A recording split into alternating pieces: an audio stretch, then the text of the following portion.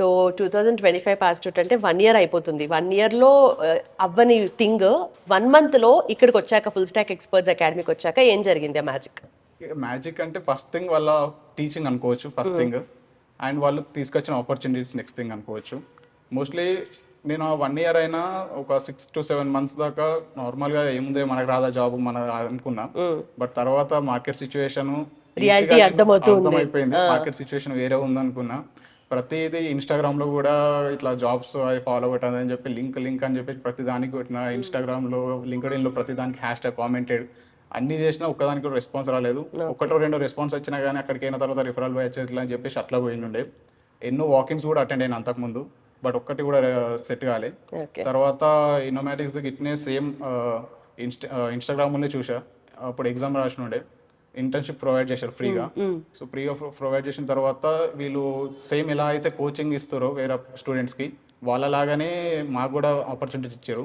First మేము అనుకున్నాం join అయిన కొత్తలో అంటే లైక్ జాయిన్ అయినాక 1-2 weeks అనుకున్నాం ఇప్పుడు జాబ్ ఆపర్చునిటీస్ వస్తే వాళ్ళేమో పైసలు కడతారు, మనం కడతలేము, వాళ్ళకి ఎక్కువ ఉంటుంది కదా అని అనుకున్నాం. కానీ వాళ్ళు చెప్పింది ఏంటంటే ఫస్ట్ వాళ్ళు మా పిల్లలే, మీరు మా పిల్లలే, మీకు వచ్చినా మాకు వచ్చినట్టే, వాళ్ళకి వచ్చినా వచ్చినట్టే, మా పిల్లలే కాబట్టి అని అన్నారు. వాళ్ళు నిజంగా అన్నట్టు నిజంగానే జాబ్ కూడా ప్రొవైడ్ చేశారు.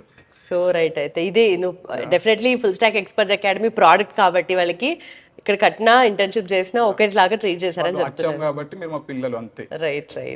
సో ఫ్యాకల్టీ సపోర్ట్ కానీ లేదంటే ఓవరాల్ గా full stock experts academy support కానీ క్రెడిట్ ఇవ్వాలి అంటే ఎవరికి ఇస్తావు మొత్తంలో? ఫస్ట్ థింగ్ మా ఏడుకొండల సార్కి ఇస్తా. ఓకే. తర్వాత ప్లేస్మెంట్ కోఆర్డినేటర్స్ అనుష మ్యామ్కి ఇస్తా.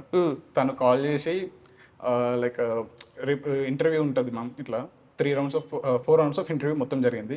ఫస్ట్ రౌండ్ అసెస్మెంట్ జరిగింది. అసెస్మెంట్ నార్మల్గా మేము రాసాం. తర్వాత క్లియర్ అయిన తర్వాత మ్యామ్ కాల్ చేసింది, ఇలా ప్రిపేర్గా అలా ప్రిపేర్గా. జస్ట్ లైక్ నాకు ఫీలింగ్ అయితే మాకు ఇంట్లో నేను నా బ్రదర్ మ్యామ్ ఇంట్లో మాకు లేడీస్ ఇలా లేకుండే, తను మాట్లాడితే సేమ్ మా ఇంట్లో మా అక్క మాట్లాడినట్టు అనిపించింది నాకైతే, నా పరంగా అయితే.